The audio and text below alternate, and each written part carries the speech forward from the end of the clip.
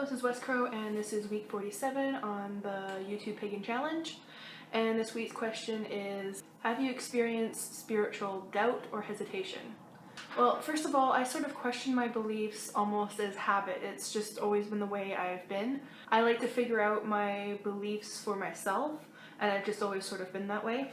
Whether those beliefs are ones that have been given to me, or ones that I've sort of figured out for myself, I still regularly question them. The ones that I've spent many days, weeks, months, or even years trying to figure out for myself and fine-tune them, but really thought about them myself, are the ones that sort of stick around the most.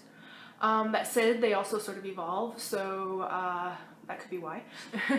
Beliefs that were sort of given to me, that I sort of just accumulated into myself because they're part of the culture or family or whatever the case might be. They're a little bit more tricky. There's quite a few of those, whether they're spiritual or not, or just my own well-being, which I think is kind of related anyways.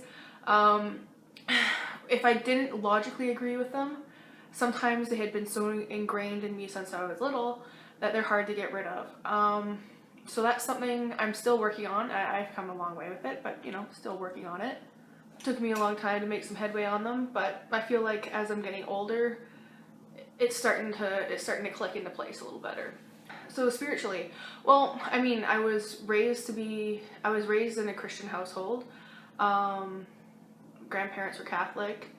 My mother was Catholic, but she didn't make me go to church. And my dad was Christian, but again, we didn't go to church.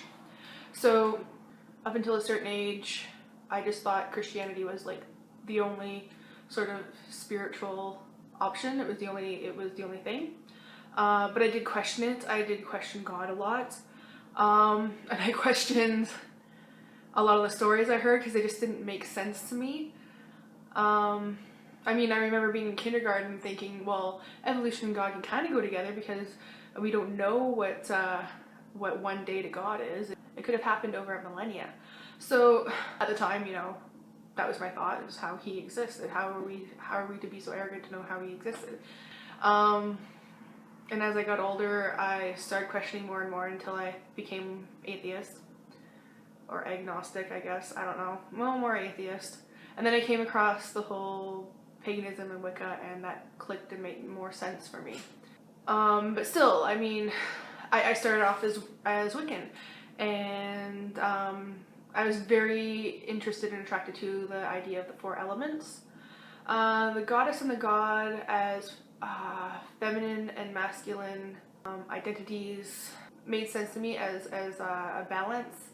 But going into deities, like specific deities as actual like godlike figures, to me didn't make sense.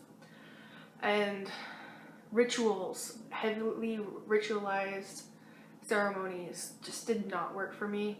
And they could be fun with other people, they could raise some power with other people to get you on the same page, but they weren't clicking for me. So I simplified. And the more I simplified, the more I looked at other things, the more I questioned the whole deity God thing, the more I realized that, you know, maybe I'm not Wiccan. The whole eclectic pagan thing seems to work better for me. And at that point, I'm like, well, I need more than just eclectic pagan. I need something more. So I started looking at the different theologies, and pantheism seemed to fit the best. But before that, I was kind of wavering between Wicca and eclectic, and just being eclectic wasn't enough. It wasn't pinning it down enough for me. So yeah, there was many years where I kind of wavered in between Wicca and eclectic. And during that time, mostly I called myself Wiccan because that's what I had previously called myself. It's what I had come out of the broom closet to my family as. Because I am so ready to question things. Because it's something that I just do. I can't remember a time where it really bothered me, other than when I was younger and I was Christian at that point and I believed in God. When I really started questioning my belief in God was around how he could allow so much pain and suffering. And then when I started to look into it more, The God of like the Old Testament, I think, is pretty vengeful, and I didn't want to put my following, my faith behind a God like that. So I started very much questioning that concept of God. The goddess and the god, I mean, if they're deities, they're allowing the same sort of shit going on as well. But it seemed more natural, it seemed less vengeful, it seemed like it was just like the natural flow of things, so it kind of made sense to me. But the whole deity personified didn't quite sit well with me even then. So it took a long time for me to come to terms with where I'm comfortable with now as a pantheist.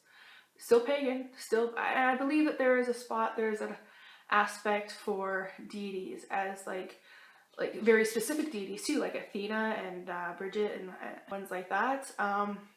I don't think they don't exist at all. There's a possibility that they could exist, but I don't believe they're the highest power. So that's sort of where I came to terms with all that. I'm sure in another 10 years I'll have something else to say that I have changed and questioned since now, but yeah, that's sort of where I'm at with that. As far as doubting my own spiritual power, Wicca kind of brought my own knowledge of my own power out of me. And even though I put up with some shit, it was always sort of there. Then there was a moment when I moved up north where we went through some culture shock training to deal with Inuit, because a lot of Inuit children were dealing with abuse of all different levels, so they wanted their teachers to know how to deal with it. And just there's like some other culture differences. Sorry, I ran out of battery life and I didn't realize it.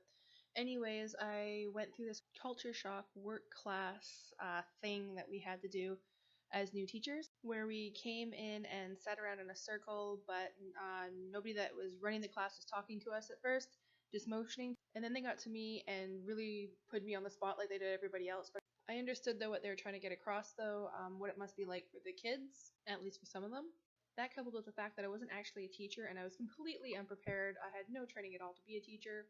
I had just gotten married, I just lost a family member, and lost all of what self-confidence I had in like every single way.